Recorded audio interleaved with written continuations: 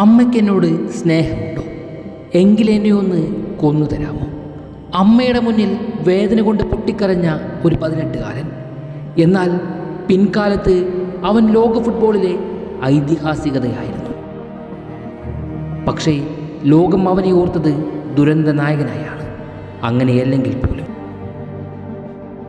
കാൽമുട്ടിനേറ്റ പരിക്കിൻ്റെ വേദന മാത്രമായിരുന്നു ആ 18കാരൻ മരണത്തെ ആഗ്രഹിച്ചത്. വേദനാ സംഹാരികളാണെങ്കിൽ അവന് അലർജിയുമായിരുന്നു. ഇനിയൊരിക്കലും ഫുട്ബോളിൻ്റെ ലോകത്തേക്ക് മടങ്ങില്ലെന്ന് ഡോക്ടർമാർ വിധി എഴുതി കഴിഞ്ഞു.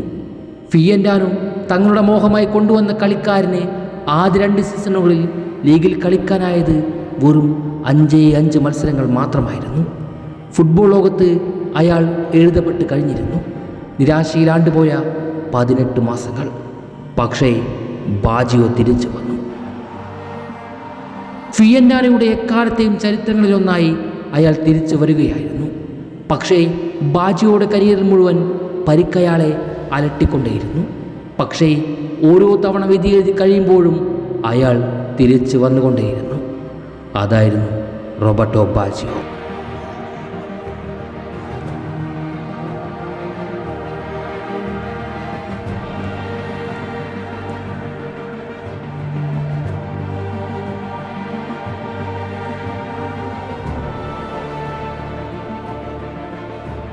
അയാളിൽ നിന്ന് പിറന്ന ഗോളുകൾക്കെല്ലാം മനോഹാരിതയുണ്ടായിരുന്നു. അവയെല്ലാം വ്യത്യസ്തങ്ങളുമായിരുന്നു.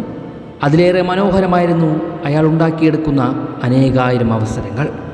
ഫിയൻഡാനോയിൽ സൂപ്പർ താരമായി വിലസുമ്പോഴാണ് യുവന്റസിൻ്റെ കണ്ണുകൾ അയാളിൽ പതിക്കുന്നത്. അക്കാലത്ത് റെക്കോർഡ് തുകയ്ക്ക് അയാൾ യുവന്റസിലേക്ക് ചേക്കേറി. ഇതിനിടയിൽ 1990 ലോകകപ്പ് അയാളുടെ മാന്ത്രികത ദർശിച്ചു കഴിഞ്ഞിരുന്നു. പക്ഷേ ഇറ്റാലിയൻ ടീമിൽ പലപ്പോഴും അയാൾ ബെഞ്ചിലായിരുന്നു. എങ്കിലും പക്ഷേ ആ വേൾഡ് കപ്പിലെ ഏറ്റവും മികച്ച ഗോൾ അയാളുടേതായിരുന്നു. ഏകദേശം മൈതാന മധ്യത്തിൽ നിന്നും ചെക്കോസ്ലോവാക്യ ഡിഫൻസിനുള്ളിലൂടെ ഡ്രിബ്ലിങ്ങിൻ്റെ മാസ്മരികതയിൽ പാമ്പിനെ പോൽ മുന്നോട്ട് കയറി നേടിയ അയാളുടെയാകും. മഹാനായ പ്ലാറ്റിനിയുടെ 10ാം നമ്പർ ജേഴ്സിയാണ് യുവന്റസിൽ അയാളെ കാത്തിരുന്നത്. യുവയിലേക്കുള്ള ബാജിയുടെ കുടമാറ്റം ഫിയൻഡാനോ തെരുവുകളിൽ കലാപകാരണമായി. 50ലേറെ പേർക്കാണ് അന്ന് പരിക്കേറ്റത്. സ്റ്റേഡിയം പണി മൂലം കടത്തിലായ ഫിയൻഡാനോയ്ക്ക് തിരിച്ചു വരുവാൻ ആ ട്രാൻസ്ഫർ ആവശ്യമായിരുന്നു. ബാജിയോയുടെ മനസ്സ് അപ്പോഴും ഫിയൻഡാനോയിലെ തൻ്റെ പ്രിയപ്പെട്ട കാണികൾക്കൊപ്പം തന്നെയായിരുന്നു. ആദ്യ സീസണിൽ ഫിയൻഡാനോയ്ക്കെതിരെ പെനാൽറ്റി എടുക്കാൻ ബാജിയോ വിസമ്മതിച്ചതും തുടർന്ന് പെനാൽറ്റി എടുത്ത അഗസ്റ്റോണി പെനാൽറ്റി പാഴാക്കിയതും യുവന്റസ് ആരാധകർക്കിടയിൽ അയാളോട് എതിർപ്പുളവാക്കി. പക്ഷേ അത് മാറുവാൻ കാലമേറെ വന്നില്ല. സെക്കൻഡ് സീസണിൽ വാൻ ബാസ്റ്റന് പുറകിൽ അയാൾ ലീഗിലെ ടോപ്പ് സ്കോർമാരുടെ ലിസ്റ്റിൽ 2ാമതായി. അയാളൊരു സെൻട്രൽ ഫോർവേഡ് ആയിരുന്നില്ല എന്ന് തോർക്കണം. കളി നിയന്ത്രിക്കുന്ന ലീഡറായി, കളിയെ കേന്ദ്രീകരിക്കുന്നവനായി അതിനകം തന്നെ അയാൾ മാറിക്കഴിഞ്ഞിരിക്കുന്നു. ഒരിക്കൽ അയാളെ സ്വീകരിക്കുവാൻ വിസമ്മതിച്ച ഓട് ലേഡിയെ സ്നേഹിച്ചവർക്ക് അയാൾ ദൈവമായി കഴിഞ്ഞിരിക്കുന്നു. താമസിയാതെ യുവന്റസിൻ്റെ നായക പദവിയും അയാളെ തേടിയെത്തി. എന്നാൽ അക്കാലങ്ങളിൽ മിലാൻ ടീമുകൾ, പ്രത്യേകിച്ച് AC മിലാൻ ലോകം കീഴടക്കിയ കാലത്ത് യുവയെ സംബന്ധിച്ച് കിരീടങ്ങൾ ഏറെ അകലെയായിരുന്നു. പക്ഷേ 92-93 സീസണിൽ ലീഗിൽ 21 ഗോളടക്കം 30 ഗോളുകൾ അയാൾ നേടിയിരുന്നു.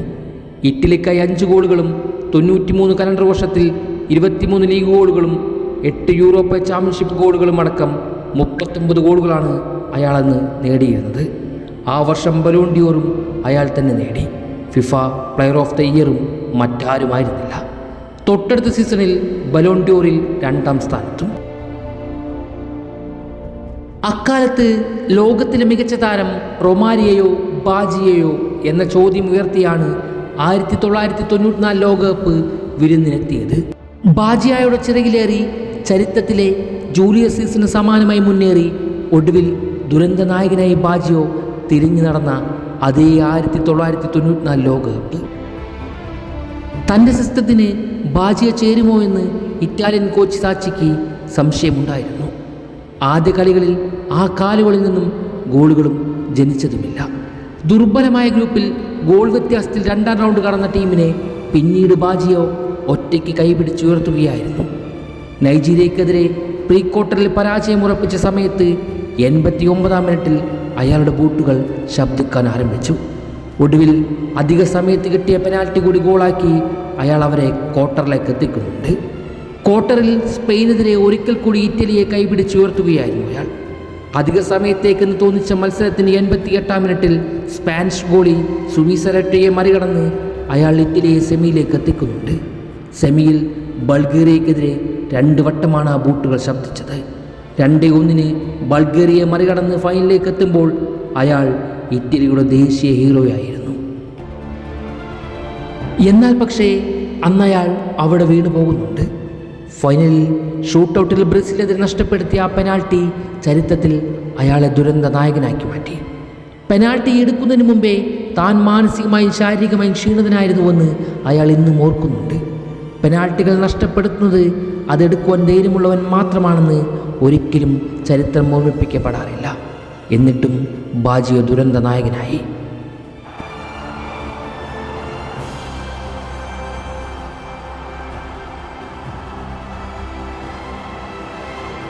ബാജിയോ എന്ന കളിക്കാരൻ്റെ വീഴ്ച അവിടെ നിന്നും തുടങ്ങുകയായിരുന്നു. ഒരിക്കൽ കളി അവസാനിപ്പിക്കേണ്ടി വരുമെന്ന് വിധിയെഴുതിയ കാൽമുട്ടിലെ പരിക്ക് വീണ്ടും വില്ലനാകുകയായിരുന്നു. സീസണിലധികവും അയാൾക്ക് നഷ്ടപ്പെട്ട് കഴിഞ്ഞിരുന്നു. അയാളില്ലാത്ത പ്ലാനുകളിലേക്ക് യുവൻഡസ് പൊരുത്തപ്പെട്ട് കഴിഞ്ഞു. ഡെൽ പിയറോ യുവൻഡസിൻ്റെ പുതിയ ഹീറോയായി മാറുകയായിരുന്നു. ലീഗ് യുവൻഡസ് ജയിച്ചെങ്കിലും പഴയ കാലങ്ങളെ മറന്ന് ക്ലബ്ബ് അയാളെ മിലാനിലേക്ക് പറഞ്ഞയച്ചു. ഇതിനിടയിൽ സാച്ചിയുമായി ഇടഞ്ഞ് ഇറ്റാലിയൻ ടീമിൽ നിന്നും അയാൾ ബഹിഷ്കൃതനാകുന്നുണ്ട്. മിലാനിൽ നിന്നും അയാൾക്ക് പ്രഭാവം ആവർത്തിക്കുവാൻ കഴിഞ്ഞിരുന്നില്ല. ഒറ്റയ്ക്ക് പന്തുമായി ഡ്രിബിൾ ചെയ്ത് മുന്നേറി ഗോളുകളും നേടിയ പഴയ ബാജിയോ അവസാനിച്ച് കഴിഞ്ഞിരിക്കുന്നുവെന്ന് കാലം വിധി എഴുതി. പരിക്കയാളെ കാർന്നു നിന്നുകൊണ്ടേയിരുന്നു. പലപ്പോഴും മത്സരങ്ങൾക്ക് ശേഷം 1-2 ദിവസങ്ങൾ അയാൾക്ക് നടക്കുവാൻ പോലും ആകില്ലായിരുന്നു. മിലാൻ ലീഗ് നേടിയപ്പോഴും അയാൾ വാഴ്ത്തപ്പെട്ടില്ല. അടുത്ത സീസണിൽ സാച്ചി മിലാൻ കോച്ചായി. അതോടെ അയാൾ മിക്കവാറും ബെഞ്ചിലുമായി. ഇറ്റാലിയൻ ടീമിലേക്ക് തിരികെ എത്തുക എന്ന ലക്ഷ്യവുമായി ബാജിയോ ബോൾഗാനയിലേക്ക് പോയി. പക്ഷേ ഡെൽ പിറോ, സോളോ ഇൻസാഗി, വിയേരി ഒപ്പം പുത്തൻ സെൻസേഷൻ ടോട്ടിയും അടങ്ങുന്ന ഇറ്റാലിയൻ ടീമിൽ അത് സാധ്യമാകില്ലെന്ന് എല്ലാവരും കരുതി.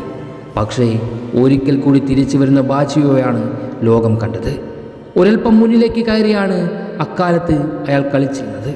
പഴയ പോലെ സോളോ ഗോളുകളും ഒറ്റയ്ക്കുള്ള റണ്ണുകളും സൃഷ്ടിക്കപ്പെട്ടില്ലെങ്കിൽ പോലും ലീഗിൽ അയാൾ ഗോൾ വേട്ട തന്നെ നടത്തി.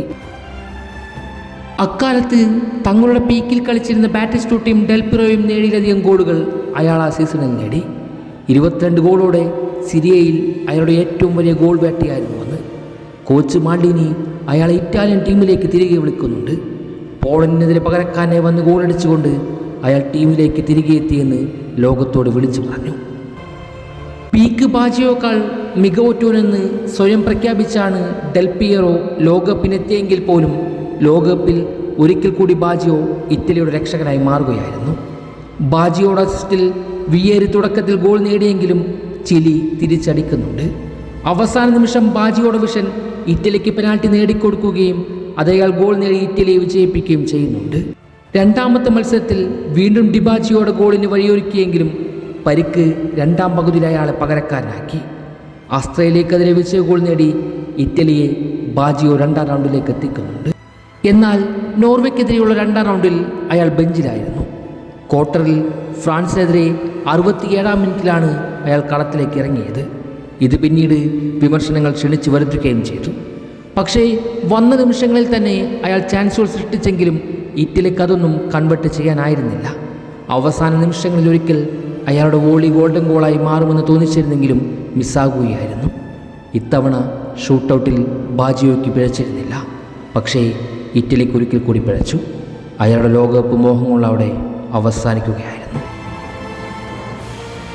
അങ്ങനെ വേദനയോടെ ഒരു ഇതിഹാസം അവസാനിക്കുകയായിരുന്നു. അയാളുടെ അവസാന വർഷങ്ങൾ ഇന്റർ മിലാനിലും ബ്രസീലിലുമായിരുന്നു. ഇക്കാലയളവിലൊക്കെ പരിക്ക് നിർവീര്യമാക്കിയ ബാജിയോ ആയിരുന്നു ലോകം കണ്ടത്. എങ്കിലും കരിയറിൻ്റെ അവസാന 2 വർഷങ്ങൾ ആ പഴയ ബാജിയോയുടെ മിന്നാട്ടങ്ങൾ ലോകം സാക്ഷിയായി. 2004 യൂറോയിൽ അയാളെ തിരിച്ചു വിളിക്കണമെന്ന ആവശ്യം ഉയർന്നെങ്കിൽ പോലും അയാളുടെ സമയം അതിനോടകം തന്നെ കഴിഞ്ഞു പോയിരുന്നു. മടക്കങ്ങളുടെയും തിരിച്ചവരുടെയും കരിയർ അവസാനിപ്പിച്ചുകൊണ്ട് അയാൾ തിരികെ നടക്കാൻ ശീലിച്ചു കഴിഞ്ഞിരുന്നു. കാലങ്ങളോളം പരിക്കുകൾ അയാളെ വേദനിപ്പിച്ചുകൊണ്ടേയിരുന്നു. കളിക്ക് ശേഷം നടക്കാനാകാത്ത ദിവസങ്ങൾ. പക്ഷേ അവയെല്ലാം തരണം ചെയ്തുകൊണ്ട് 20 വർഷങ്ങളോളം അയാൾ ഈ മൈതാനത്ത് നിറഞ്ഞാടി. അയാൾക്ക് തിരികെ വരാനാകാഞ്ഞത് ആ പെനാൽറ്റി നൽകിയ ദുരന്ത നായകനെന്ന ഇമേജിൽ നിന്നും മാത്രമാണ്. എത്രയേറെ വർഷങ്ങൾ അയാൾ ഇന്നും അതിൽ ഓർമ്മിപ്പിക്കപ്പെട്ട് കിടന്നുകൊണ്ടേയിരിക്കുന്നു. പക്ഷേ സുന്ദരമായ ഡ്രിബ്ലിങ്ങുകളും ഗ്ലബ്സുകളും കണ്ട എന്നിലെ ഫുട്ബോൾ പ്രേമി അയാളിലെ കളിയെ സ്നേഹിച്ചിരുന്നു. എന്നെപ്പോലെ തന്നെ അനേകാര്യങ്ങൾ ഇന്നും ഇറ്റലിയെ പ്രിയപ്പെട്ട ടീമായി കാണുന്നത് അയാളുടെ മാന്ത്രികത ഒന്ന് കണ്ടറിഞ്ഞതുകൊണ്ട് മാത്രമാണ്. വിധിയോട് പോലും പരാജയം സമ്മതിക്കാതെ തകർന്ന കാലുകളുടെ വേദനയോട് പോരടിച്ച് ഈ ഫുട്ബോൾ ലോകത്ത് നീണ്ട 20 വർഷക്കാലം നിറഞ്ഞു കളിച്ച ഒരേ ഒരു താരം. ഇന്നും അയാൾക്ക് പകരം വയ്ക്കുവാൻ ആരും തന്നെ ഈ ഫുട്ബോൾ ലോകത്ത് പിറന്നിട്ടില്ല. പകരം വയ്ക്കാനില്ലാത്ത ഇതിഹാസമായ ബാജിയോ ഇന്നും തുടരുകയാണ്.